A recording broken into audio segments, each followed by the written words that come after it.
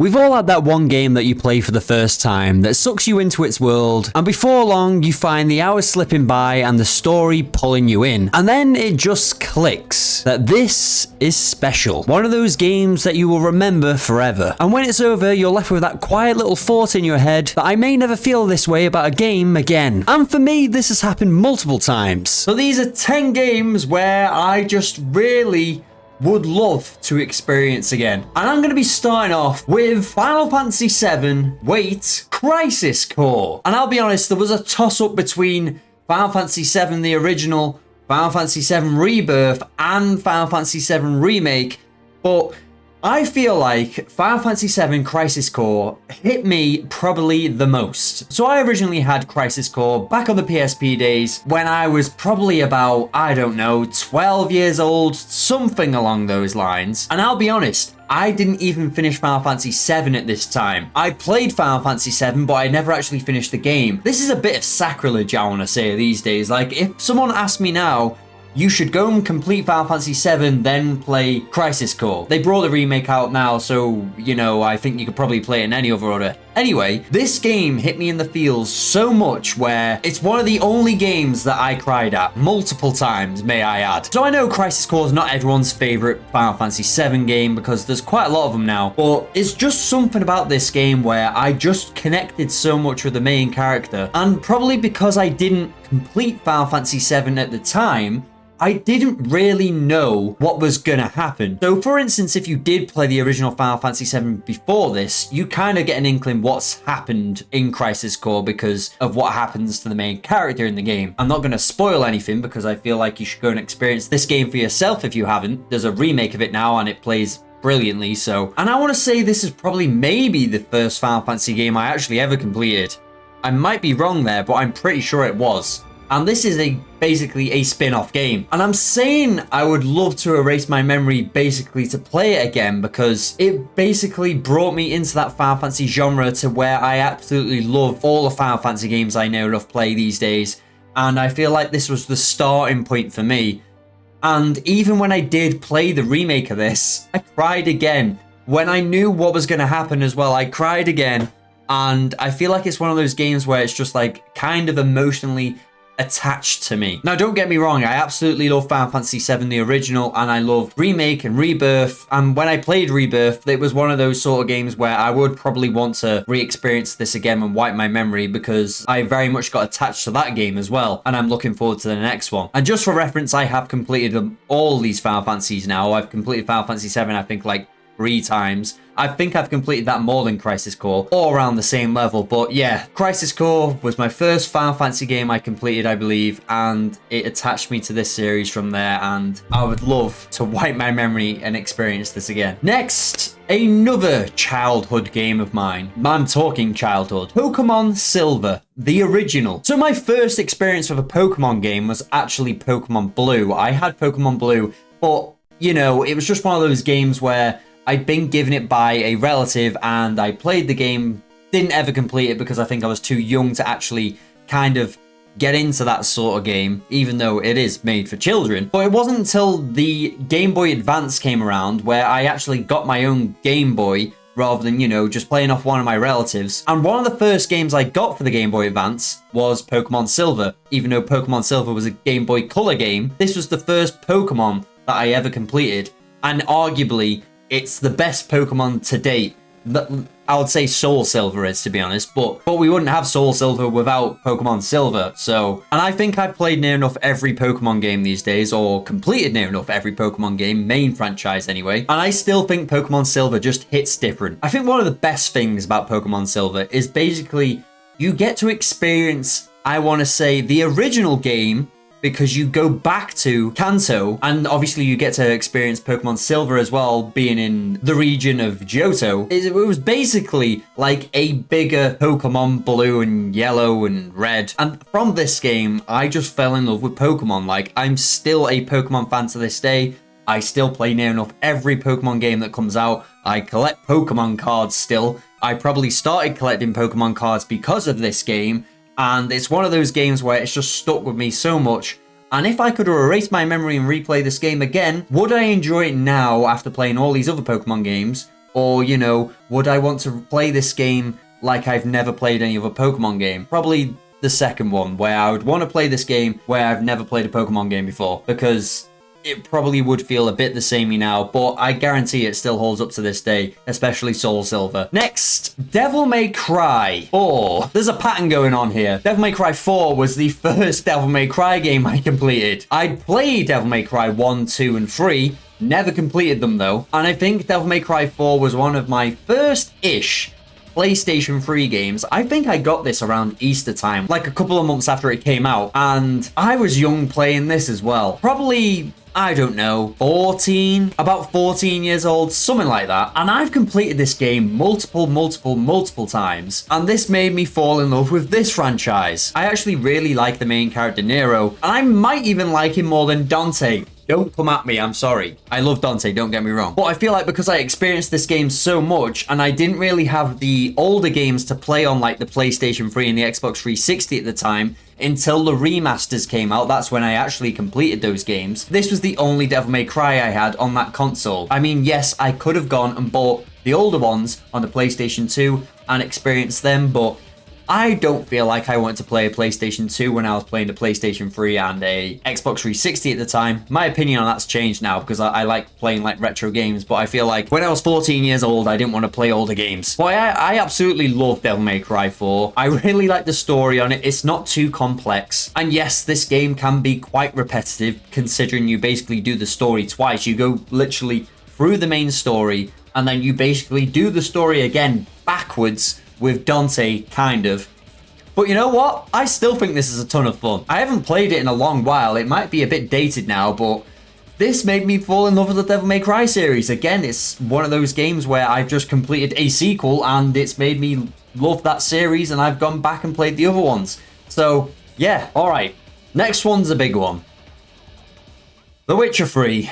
I mean, if you haven't played The Witcher 3, or if you have, because I know a lot of people who have, and they don't really get into The Witcher 3, it is a long burner. Like, the beginning of this game is a long start to actually get into it. And I had that same experience with this game, where I got it around Christmas time after it just came out. I started to play it and I was like, oh, I like this. I can see how this is good, but I don't know if this is my sort of thing. And I actually did play The Witcher 2 before that as well. And I had the same opinion with The Witcher 2. I put The Witcher 2 down because I just couldn't get into it. And then I got The Witcher 3, it happened again. But I stuck with The Witcher 3 in the end, and it is easily one of my favorite games of all time. I absolutely adore this world. The only problem I have with this game is how long it is. Wait. I don't have a problem that it's so long. I wish I could have the time to replay this again. That's what I'm trying to say. I am going to replay it again soon because The Witcher 4 is coming out, and apparently we might be getting Witcher 3 DLC for this. But The Witcher 3 is one of those games where the storytelling in this game is absolutely brilliant. The world is amazing. It's beautiful, still looks beautiful to this day. I know we've had like a next-gen update for this game, but all the characters in this world and the world itself is just absolutely breathtaking. And the DLCs on this game are literally just like playing another sequel to this. Like, Blood and Wine is that long. I went back to The Witcher 2, tried to complete that, but still, I don't know if it was the gameplay with The Witcher 2 or something along those lines. I did get a bit into it. I want to say I got about 10 hours into it, which is probably nothing, but it's further than I originally got. And I put it down again. I feel like I just couldn't play it because I've just experienced The Witcher 3 and how limited you felt in The Witcher 2 compared to The Witcher 3. Maybe put it down. But with The Witcher 3, it made me fall in love with this world again. I actually am reading books of The Witcher. I'm that in love with this franchise. I'm looking forward to The Witcher 1 remake because I really want to experience that game. Apparently, like, that game plays awfully these days. I know you can only play it on PC. I think I've got it on PC. I've just never tried to play it because everyone's said it doesn't age well and it's really hard to play. So I want to, you know, experience that when it's remade and I can experience that in its full glory. But I very much love the Witcher franchise because of this, and I would happily erase my memory and just get into this franchise again. I'm looking forward to replaying this soon because I probably forgot a lot of things, and you can do different avenues on these sort of games anyway. So when the time comes, you know, yeah. So now on to my most recent game, where you might actually guess it if I've just said most recent game. And I don't know if this is recency bias, but Expedition 33. I haven't experienced a game like this in a long time, where I've just not wanted to do anything else but play that game. It's been a long time since I've had that sort of hook into a game. And Expedition 33, with its story, it just made me want to keep going on this game because I just wanted to find out what happened in this story because I was that engaged in this story and this world. And one of the things I love most about Expedition 33 is how much it resembled older Final Fantasy games. The turn-based, the way you walk around the world, there was just so many different things whilst playing this game where it made me feel nostalgic, but with like some new additions onto turn-based combat. And I really enjoyed this game. I think when I actually played this game for the first time, I want to say like the first 6 hours, the soundtrack to this game just had me hooked alone. I even went and pre-ordered the vinyl for this after 6 hours of playing this game. That's saying something. I'm either a mug or, you know, I have no regrets. I feel like Expedition 33 is getting slated now because of certain things when it shouldn't be, but Expedition 33 is one of those games where I think it will stick with my memory for a very long time without spoiling any story, because I know a lot of people are still playing this game to this day. I don't want to be bringing spoilers into this video, but if you haven't picked up Expedition 33 and you're not a turn-based fan, I would say try and check this game out, because even people who don't like turn-based games have liked this game. And I only need to erase my memory for like a month ago and I can experience this game again, and I really wish I could. I'm still playing this game now, but you know, I don't know if it's recency bias, but I absolutely adore this game. All right, kind of like a recent one that I've played within like the last few years, and that is Kingdom Hearts 2, or just the Kingdom Hearts franchise in general, because they're very much intertwined with each other. But Kingdom Hearts 2 is probably my favorite Kingdom Hearts, so I'll say Kingdom Hearts 2. So I want to say about 2 or 3 years ago now. Didn't even realize it was that long, but it is. I started the Kingdom Hearts franchise and started playing the first game, and I thought, this is good. But you know, I always wanted to play Kingdom Hearts because of Final Fantasy, and we had Final Fantasy characters in the original Kingdom Hearts games, and I thought it was awesome for number 1, but the only thing that peed me off with number 1 was basically the mechanics. It feels kind of dated with the fighting mechanics. It's just not that smooth. The camera angles are a bit all over the place. It's a great game, don't get me wrong. I think it's a game that needs a remake. But when you go on to number 2, that's like a different ball game. The story's phenomenal. The gameplay is still pretty good to this day. I don't think it's that clunky. It's much smoother than number 1. And the twists and turns in this story is like no other story I've ever experienced. Like, I've never had to guess so many different things for a different story, whereas I did with the Kingdom Hearts franchise. Like, you need to experience every single bit of lore with this franchise. Like, you need to play the mobile games, the Game Boy games. Every spin-off game is intertwined into the main story. I've never known a franchise to do that sort of thing. And if that isn't the worst thing, like, the story's not the most straightforward to follow. Like, I can't remember it now, and I literally experienced every single thing of Kingdom Hearts. But I feel like Kingdom Hearts 2 was the best experience I had out of the franchise, and I would love to erase my memory and replay that again. That's very much on my list to replay again soon, because I feel like it's been 2 or 3 years now, like I said, and I would love to replay this again, maybe just in some free time if I can. Now, this one I was on the fence of, not because I hate this game, like I do adore this game, but I feel like this is just kind of generic. There's been a few generic ones in here, don't get me wrong, but I always get that certain feeling with this game where I'm sitting there on a cold day, or, you know, a gloomy day, and I always want to play this game, and that is Skyrim. Skyrim, I feel like, is a very comforting game. I could go and play that game now, do a few quests, and be satisfied. I think this game just has so much replayability, where when I first experienced this game, I played Oblivion. Another one of these, it's another one of these. I played Oblivion, didn't complete Oblivion, had Oblivion on my PlayStation 3, then I played it on the Xbox 360 properly, never completed the main story, but you know, that's a bit different because you can just experience all these side quests and stuff and complete them instead. Got Skyrim on midnight launch, and this was one of those games where I played the Fallout games and gone to Skyrim now, and this is just one of those games where I feel like for a lot of people it's probably unforgettable. I feel like Skyrim did a lot for gaming at the time. Like, a lot of games have tried to replicate things from Skyrim. It's very much one of those games. Could Bethesda do that now? I don't know.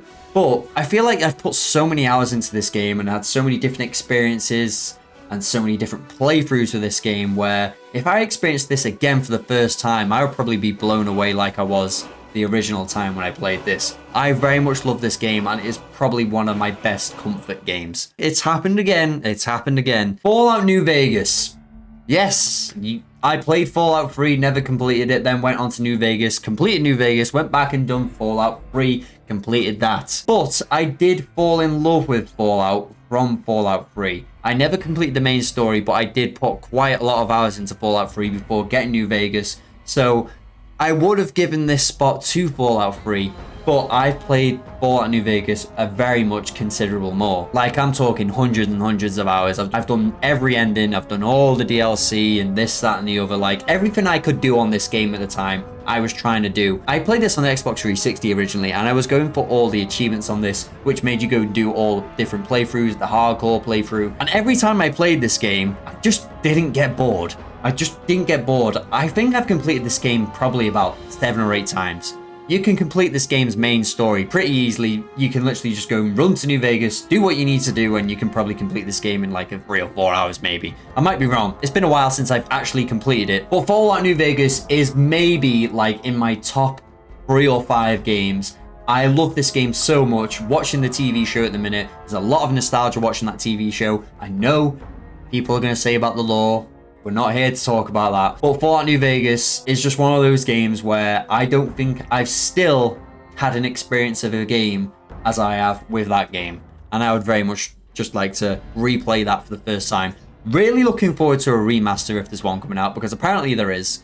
And will it hit the same? Probably not, because when I played Oblivion, I really enjoyed Oblivion, but then I played the remake, it didn't hit the same. Still good, but you know, it's just not the same when you replay it, even if it is just updated things as well, if you get what I mean. Okay, next, Assassin's Creed 2. Now this is maybe my favorite game, maybe. Back in the day, I played the original Assassin's Creed, did actually complete the original Assassin's Creed, didn't fall in love with the franchise from the first game, enjoyed it, but when the second game came around, I have very strong memories of this game, playing this on Christmas Day because I got it for Christmas, and I didn't go off this game until I completed it. This is the first game where I just went from start to finish with the main story in one sitting, without going off the game, like in one day. I've never done that with a game before until this game, and I have such fond memories of this game. I absolutely love Ezio, and I love the trilogy of this game as well, you know, Brotherhood and Revelations. And there's just something about this game, the music, the setting, and it just makes me feel something different where I didn't ever feel like this about any other game before. I can probably replay this now and maybe feel sort of the same thing. I think I remember playing the remaster of this, and I was just having such a nice time playing this game. Every time I see like the intro sequence to this game, it just brings a smile to my face. I very much love Assassin's Creed 2 and everything about it. I would love a remake for this game. I know we're getting maybe a remake for Black Flag. We'll see how that turns out. I do like Black Flag. It's not in like my top 3 Assassin's Creeds, maybe like top 5. But I feel like Assassin's Creed 2 is where the Assassin's Creed franchise basically went like that. Like, it became popular, I think, because of Assassin's Creed 2 and Brotherhood and Revelations. And I would erase my memory twice to play this. I really would. I absolutely adore this game. Like I said, it might even be my favorite game. And last but not least, probably one of the best story-driven games. Please don't put your pitchforks at me for this. Red Dead Redemption 2. Yes, this is slow to get into as well, like The Witcher 3. The best games make you wait until, you know, it gets good. That's how a story builds up. So yes, when I first played this game, I didn't complete Red Dead Redemption 1. I feel like a lot of people have done this now though. I got Red Dead Redemption 1 when it first came out, played it, sunk some hours into it. I'll say I sunk some hours into it. I've still never completed it. And then got Red Dead Redemption 2, got into the snowy bit. I thought the same as everyone else does. This is a bit slow, but as soon as you get past that part, holy! This is some of the best story-driven stuff I've ever seen, maybe ever. Might be glazing it a bit there, but the story of this game, the connections of all the characters, and the pure emotions this game puts you through is absolute peak cinema. I can't really talk about this game too much without actually spoiling the story, because the story's the thing I remember most about this game. The gameplay's phenomenal. The world's phenomenal as well. The world's probably one of the best looking gaming worlds to this day, and it came out on the PlayStation 4 era. Still not had a next-gen update. Please, Rockstar, if you're not going to give us GTA again this year, then, you know, please give us something else. 60 FPS, please. You know, 60 FPS, something like that for console. This is the second game I think I ever played where it made me cry after Crisis Core. Not spoiling it again. But, you know, Red Dead Redemption 2 is one of those games where I feel like I could probably play it now, and I've probably forgot a lot because I feel like what I did with this game was I put it down because I was playing other things at the time after I experienced it. So I literally went blitzed through the story, had my absolute joy with it, and I didn't really do a lot of side stuff. I did some, but not a lot. And this is a game where, like I said, with other games, I really want to re-experience this because I feel like if I re-experience this game, I've probably forgot a lot of things apart from like the end bits. This is probably in my top like 5 favorite games at the moment as well. But yeah, these are just some games where I thought I would love to just erase my memory and replay these games for the first time. Let me know yours down in the comments below because I would love to hear them. I could probably think of another 10 off the top of my head as well, where I would love to experience them for the first time. And if you think I haven't put one of your games on this list, it might be because I haven't played it yet. There's a lot of games I need to play this year where I know they're like all-time favorite games. I need to play Baldur's Gate 3. I need to play the Uncharted games. I need to play Personas. I'm currently playing a Persona at the moment. I'm not going to say what it is. And you know, those sort of franchises. I've never played BioShock. There's so many like big franchises I haven't played and like blockbuster games that I haven't played, which I'm going to try and do this year. Like, it's one of my aims to do this year. But like I said, let me know what your top 10 are in the comments down below. And if you do enjoy this sort of thing, please do consider subscribing. I make videos as much as I can about games, different topics, and yeah, I'll see you in the next one.